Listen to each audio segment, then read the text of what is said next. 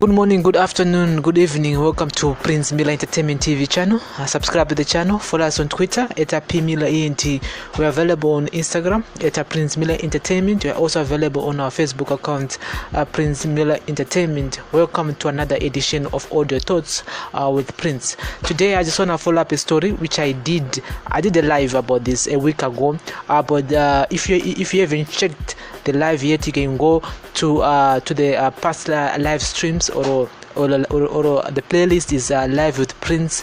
Zimbo's ignored the Chinese Gweru scandal. Just go there and get the whole story about the Chinese national akashuda a couple of Zimbabweans by demanda Mario Yema wages and that. So pagava nekusawirirana between the employee and the employer, which end up in a gunshot and it. So and the thing is kuti akabva offer kubhadharawo ma medical bills evashandi vanga pfura nepfuti iyoyo and so we have a new development news about the issue yoyo and so guys, subscribe to the channel and you know what, it is right for me to follow up this kind of stories and give you guys the latest and so Zimbabwe man shot by a Chinese employer disabled looking for compensation.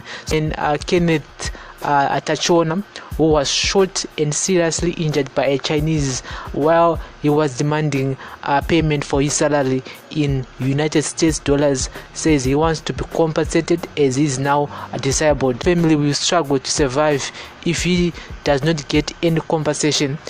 He was allegedly shot in both legs by Zhang Jun, a 41-year-old Chinese man, following a pay dispute at a gold mine on the outskirts of Gweru on the 21st of June 2020. Zhang has since been charged with attempted murder and is currently in remand prison. Atachona, a general hand at the mine since 2015, was among several other workers who confronted Zhang, demanding to be paid their wages in US dollars instead of the local currency, which the boss initially promised them. Tachona said he remembers clearly the events of the day prior to his alleged shooting, but says everything else became blurred immediately after he was shot. According to the police report, he was shot 3 times in the right leg and 2 times in the left leg. Tachona said there was nothing that he did to warrant what he described as a brutal treatment by the Chinese man. There's nothing that I did wrong. We were talking and he said, since I was the one of the longest serving workers, I should convince others to go back to work. When I told him that I could not do that since the other workers were there to speak for themselves, that's when he told me I was fired. We exchanged some words, and the next thing I remember is hearing a gunshot and a pain in my legs, Tachona said. Besides the pain, Tachona said the most immediate concern is that he has become disabled. His doctor has told him that he will most probably never be able to use his legs normally again. Tachona has 5 children. The eldest is in Form 2 and the youngest is in Grade 3. Before the alleged shooting, Tachona was a healthy, able-bodied man who could feed his wife and children, but he will no longer be able to look after them. Of course, I want the law to take its course, but I'm now disabled, and for me the most important thing is to compensate adequately. I'll be happy if he gets jailed for this crime, but my biggest concern is that I should be paid enough money to enable me to take care of my family for the rest of my life, since I won't be able to work anymore. There have been reports that Zhang's colleagues have paid some money to Tachona's family as a restriction, but that's not true. The Zimbabwean government counts China among its closest allies, but there have been many complaints from locals over how Chinese nationals who owns companies in the country ill-treat their workers. The Chinese embassy was quick to issue a statement saying it was concerned about the reported incident, which is described as isolated, adding that it hoped it would not sow the strong ties between the two countries. On his part, President Emerson Mnangagwa has already said the matter will be handled fairly. The Chinese national will appear in court on July 7th. So guys, I will keep you up to date with the whole issue about the Chinese national Rashuda Mr. Tachona. And as you all heard, Mr. Tachona is no longer working, which means with makumba ao SR2 auto paralyzed and it got stuck. So wanenge wheelchair, so this is some of the concern that I just thought, let me put out there. As I said on that day, that as a Zimbabwean or as a black African, you cannot own anything in China. You cannot even own a building. You cannot even own a business there. And in Zimbabwe, Madura Georgina, and most of these guys who actually have businesses here in Zimbabwe, they ill-treat workers, and and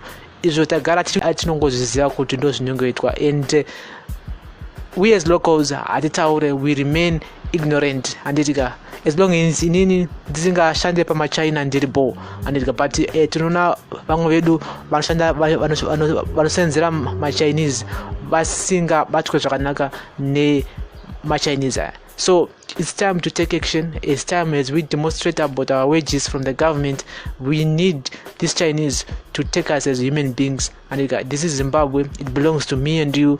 And these guys, they mustn't take us as a varanda. Aumana tutwa varanda ku SA, tutwa futu varanda ku Zimbabwe munyenge yedu raumana.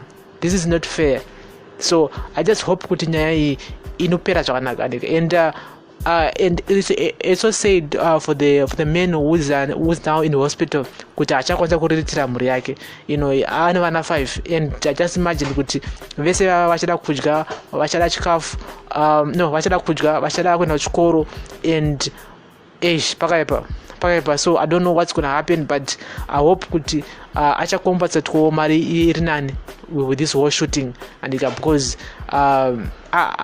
apa wheelchair, and you all know kuti kana munhu apa wheelchair, I don't know if the government provides funding for those ones who are disabled. I don't know about that, but as far as I'm concerned, this incident he needs to be paid mari swinu chacha kuti akwaniso kuono something chingota kuzobatsiro mhuri yake mangwana.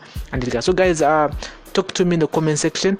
If you haven't checked this the video which I did, it was a live video I did on last week. If you go to Live with Prince, you go there, because as simple as nyaya paikaitika atina kuita shungu nayo. We were much concerned about what was happening between Amaititi and Passion Java, back and forth Karamumba, and this incident happened, and it was also on video, and the video is very disturbing. I could not even post the video because I nakumira zvakanaka. So we ignored this incident, and let's not ignore this kind of issues because it affects us in our day-to-day lives. And so we as Zimbabweans, we should be able to these guys into account, not to ignore kuti azvinda affect nini mhuri yangu. I think that's the mentality that we as Zimbabweans we had, the mentality that we as Zimbabweans